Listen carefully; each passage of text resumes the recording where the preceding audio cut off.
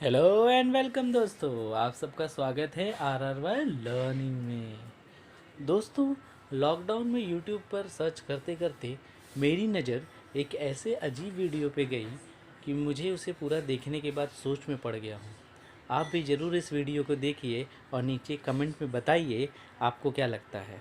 Till then देखते हैं video. इरादा सिर्फ एक है, एजेंडा सिर्फ एक है, गोल सिर्फ एक है। कोरोना वायरस को हराना है, कोरोना वायरस को भगाना है, फिर चाहे इसकी कोई भी कीमत क्यों ना देनी पड़े। लोगों की नौकरियां छूट जाए, घर बार छूट जाए, भूख से मर जाएं, इकोनॉमी क्रैश हो जाए, कोई फर्क नहीं पड़ता। लेकिन हर हाल में हमें कोरोना वायरस को हराना है। सॉरी, कोरोना वायरस नहीं, novel corona virus. Corona virus और नोबल कोरोना वायरस में फ़र्क है। कोरोना वायरस को कहते हैं ह्यूमन कोरोना वायरस, एक ऐसा वायरस जिससे हम बचपन से अभी तक हज़ारों बार बीमार पड़ चुके हैं, फ्लू हो चुका है। तो वो तो है पुराना वाला जिसे कहते हैं ह्यूमन कोरोना वायरस, और आजकल जो चल रहा है जिसकी वजह से लॉकडाउन है इसे कहते हैं नोबल कोरोना वायरस। अब पहले तो इन दोनों के फर्क को समझ लीजिए।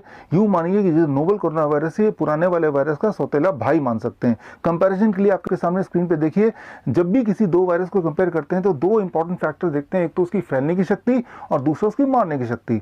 अब अगर आप स्क्रीन पे देखें तो पुराना वाला वायरस जिससे हम कई बार पीड़ित हो चुके हैं और ठीक भी हो चुके हैं, तभी आप और हम जिंदा हैं, तो उसके जो फैलने की शक्ति है वो नए वाले वायरस से डबल है, डबल, दो गुना। इसे कहते हैं R0, ट्रांसमिशन की रेट। यानी कि एक इंसान को अगर कोरोना नोबल कोरोना वायरस हो जाएगा तो वो ज़्यादा से ज़्यादा दो इंसान तक फैलाएगा, जो आजकल चल रहा है। और पुराना वाला जो है ह्यूमन कोरोना वायरस, जो बचपन से अभी तक हम जिससे जूझते आए हैं, वो एक को अगर होगा तो वो चार को फैलाएगा, तो डबल, राइट। ये तो हुई फैलाने की शक्ति। और अब उसके मारने की शक्ति। पुराना वाला जो ह्यूमन कोरोना वायरस है, जो बचपन से अभी तक हमारे पास है और रहेगा, उसकी मारने की शक्ति और नोबल कोरोना वायरस की शक्ति एक है। यानी कि 1000 लोग अगर पीड़ित होते हैं किसी इन दोनों में से किसी वायरस से, तो एक इंसान मरेगा और 999 लोग बिना कुछ किए ही ठीक हो जाएंगे।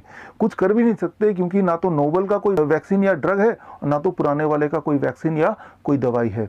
तो जब भी कोई ठीक होता है आया है अब तक, तो अपने आप ही ठीक होता आया है।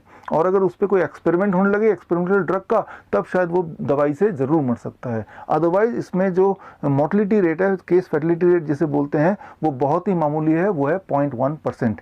यानी कि 1000 में एक इंसान के मरने के चांसेस। सो ऐसा इसे कहते हैं influenza like illness. Influenza like illness में कई सारे और भी हैं, ह्यूमन कोरोना वायरस के चचेरे भाई, मेरे भाई, H1N1, H1N2, या फिर इन्फ्लुएंजा ए, इन्फ्लुएंजा बी। इन सब का जो केस फर्टिलिटी रेट है, यानी कि मारने की शक्ति और ट्रांसमिशन शक्ति, दोनों लगभग बराबर बराबर ही है। इन सब से हमें कोई दुश्मनी नहीं है, ये सब हमारे दुश्मन नहीं। हालांकि इनसे भी इंसान मर सकता है उतना ही जितना नोबल कोरोना वायरस से मर सकता है, लेकिन हमारी दुश्मन, जानी दुश्मन है नोबल कोरोना वायरस। हर हाल में इसको नहीं रहने देना जिंदा, इसको हराना, इसको भगाना है, फिर चाहे कोई भी कीमत चुकानी पड़े। और पुराने वाले जिससे भी लोग मरते हैं, कोई बात नहीं, उसको हम देख लेंगे, उससे हमें कोई दुश्मनी नहीं, कोई प्रॉब्लम नहीं है। नए वाले से प्रॉब्लम है, हालांकि नया वाला पुराने वाले से थोड़ा कमज़ोर है उसके बावजूद भी। तो खैर, आज से भारत सरकार के साथ और WHO के साथ मैं भी इस मिशन में जुड़ गया हूं, और मेरा भी एक ही मिशन हो गया है, हर हाल में नोबल कोरोना वायरस को भगाना है, मार भगाना है, रहने नहीं देना है, चाहे उसके लिए हर एक इंसान की जान चली जाए, चाहे लोग भूखे मर जाएं।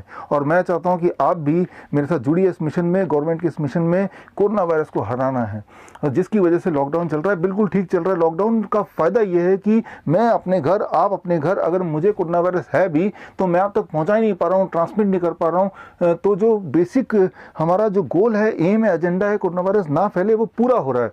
और हाँ, 3-4 घंटे के लिए जो सब्जी लाने निकलते हैं तो उसमें भी तो ये मास्क लगाते हैं ना, और मास्क लगाने से क्या होगा, अगर मेरे बॉडी में कोरोना वायरस है तो मैं खांसूंगा भी, तो वो खांसी से जो कोरोना वायरस है इसी में रह जाएगा, आप तक पहुंचेगा नहीं। ज़बरदस्त आइडिया, फर्स्ट क्लास।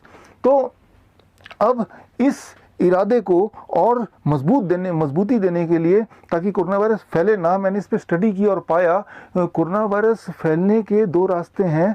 एक तो ये, अब देखिए, journal of American medical association के अनुसार 4 मार्च की रिलीज हुई उनका जो रिसर्च पेपर, वो ये कहती है, स्टडी ये कहती है, कोरोना वायरस मुंह से तो फैल सकता है, वो फिसीज से, यानी स्टूल से, यानी कि मल से, यानी टट्टी से भी फैल सकता है। और 26 मार्च 2020 WHO का खुद का रिपोर्ट ये कहता है, वो ह्यूमन टू ह्यूमन ट्रांसमिट हो सकता है, और ह्यूमन टू एनिमल भी ट्रांसमिट हो सकता है, एनिमल टू ह्यूमन भी ट्रांसमिट हो सकता है।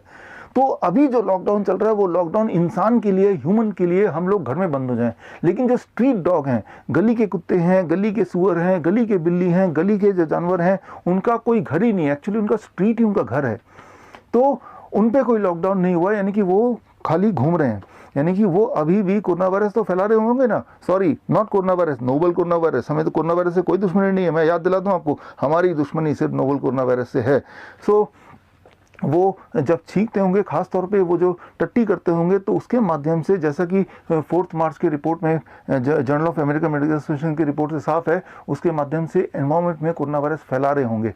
तो हमारे इस मिशन को ताकत देने के लिए, ताकि कोरोना वायरस को हम पूरी तरह रोक पाएँ और जो जो मीडियम है ट्रांसमिशन का, वो सारे मीडियम को हम ब्लॉक कर पाएँ, इसके लिए मेरा एक सजेशन है जो मैं भारत सरकार को और WHO को देने वाला हूँ। पहले मैंने सोचा आपसे पूछ लूँ, आप अप्रूव करेंगे तो ही मैं बात आगे बढ़ाऊंगा।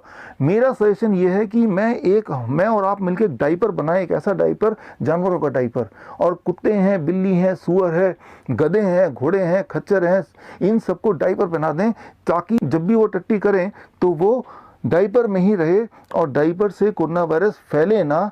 ठीक उसी तरह जब भी आप बाजार निकलते हैं, आप मास्क लगा के निकलते हैं, ताकि कोरोना वायरस छींक के बहाने या जो ड्रॉपलेट के बहाने फैले ना।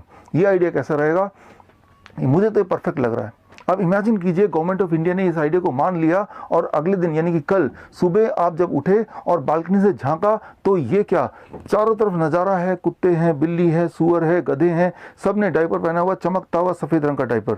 अब डे 2, दूसरे दिन आपने झांका बालकनी से, देखा अरे ये क्या, सारे जानवर डाइपर तो पहने हुए, लेकिन वो थोड़ा बड़ा दिख रहा है, भारी दिख रहा है, मोटा दिख रहा है, यानी कि ये जो मेथड है बिल्कुल काम कर रहा है। कोरोना वायरस रुका हुआ है, अटका हुआ है, वो फैल ही नहीं रहा है। अब day 3, day 4, day 5, day 6, day 7 की बात करते हैं। डे 7 पे आ गए, आपने देखा अब क्या स्थिति है? स्थिति यह है कि वो डाइपर और फूल गए हैं, वो पीले पड़ चुके हैं, गंदे हो चुके हैं, मक्खी मच्छर भिनभिना रहे हैं, सारा का सारा वातावरण बिल्कुल पोल्यूटेड हो चुका है और हर जगह बदबू ही बदबू आ रही है। इवन जानवर खुद ही इन्फेक्शियस होते जा रहे हैं, वो इन्फेक्शन और बहुत सारे इन्फेक्शन से बीमार पड़ते जा रहे हैं। लेकिन कोई फर्क नहीं पड़ता, हमारा इरादा कुछ और नहीं है, सिर्फ एक ही है कि कोरोना वायरस नहीं फैलना चाहिए, फिर चाहे जानवर मरे या इंसान मरे या इन्फेक्शन फैले या ना फैले। अब अगर इंसान के कॉन्टेक्स्ट में बात करें तो याद रखिए, जब आप ये मास्क लगा के जाते हैं तो जब भी आप छींकते होंगे तो उसके अंदर जितने वायरस या बैक्टीरिया या पैथोजन होगा वो एयर में ना जाके वो इसमें रह जाते होंगे। अब ये जो मास्क है, ये न जाने कितनी बार अनजाने में आप छूते हैं उसको और फिर पहनते हैं, फिर उसको घर में रख देते हैं, गाड़ी में रख देते हैं और इसी हाथ से आप फ्रूट्स एंड वेजिटेबल लेते हैं। तो ये ट्रांसमिशन को रोक नहीं पा रहा है, पहली बात। और दूसरी बात याद रखिए, कोरोना वायरस का जो डायमीटर है वो है 100 नैनोमीटर। 100 नैनोमीटर इतना छोटा होता है कि जहाँ कहीं से भी पानी ट्रांसमिट कर सकता है, हवा पास कर सकता है, वहां से कोरोना वायरस भी पास कर सकता है। और एक बार को अगर ये रुक भी पाता है तो यहाँ रुक गया है, स्टैग्नेंट हो गया है। याद रखिए, जहाँ पे स्टेगनेंसी होती है, जहाँ पे रुकावट होती है, वहीं बीमारी होती है।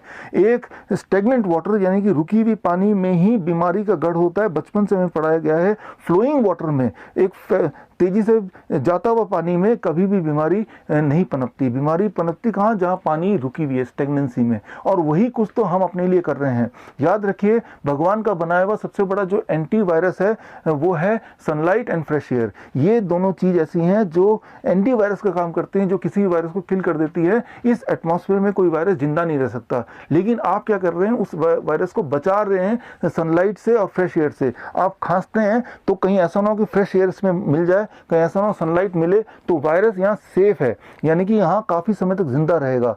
ठीक उसी तरह से हम सब घर में बंद हैं लॉकडाउन के हालत में, यानी कि सनलाइट और फ्रेश एयर हम तक नहीं पहुंच पा रही है, और यानी कि हमारे अंदर कोई वायरस होगा भी तो उसके मरने के चांसेस कम हो जाएगा।